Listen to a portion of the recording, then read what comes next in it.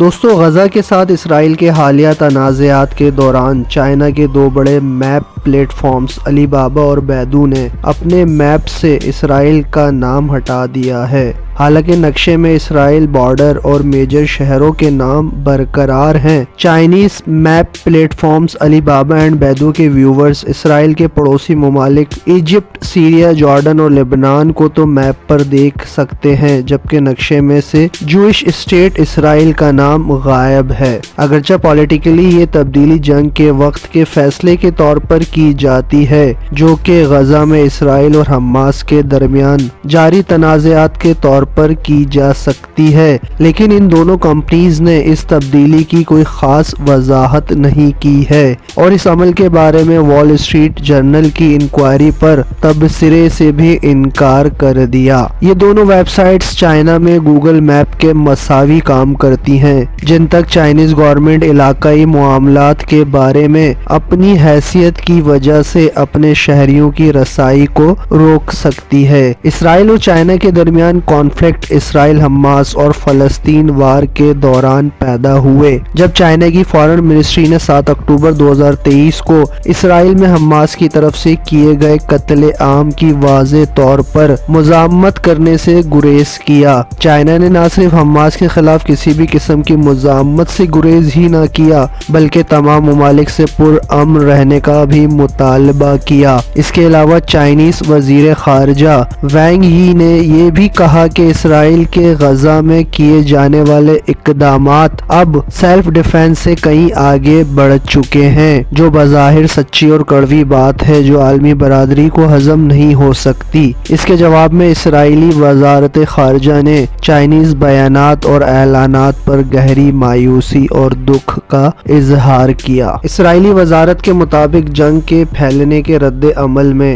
Chinese بیانات Hamas کی طرف سے اسرائیلی بے گناہ شہریوں کے خلاف کی جانے والی خوفناک دہشت گردانہ کارروائیوں کی واضح اور غیر مبہم مذمت فراہم کرنے میں ناکام رہے ہیں، جن میں درجنوں غزہ میں اغوا ہونے والے بھی شامل ہیں۔ چائنا نے رشیا کے ساتھ مل کر اقوام متحدہ کے اسرائیل حماس کانفلکٹ پر کارروائی کرنے کے لیے امریکی دباؤ کو ویٹو کر دیا، جس میں انسانی امداد کی رسائی، شہریوں کا تحفظ اور غزہ میں حماس اور دیگر عسکریت پسندوں کو مسلح کرنے سے روکنے کے لیے لڑائی میں وقفے کا مطالبہ کیا گیا تھا۔ ان تمام اقدامات کے برخلاف چائنا غزہ میں مکمل جنگ بندی کا مطالبہ کرنے والی ریزولوشن کے حق میں ہے۔ چائنیز میڈیا اور انٹرنیٹ، جس کو حکومت کی طرف سے مانیٹرڈ اور سینسرڈ بھی کیا جاتا ہے، اسرائیل مخالف اور اسرائیل دشمن پیغامات کو پروموٹ کر رہی ہے اور اس میں امریکن میڈیا پر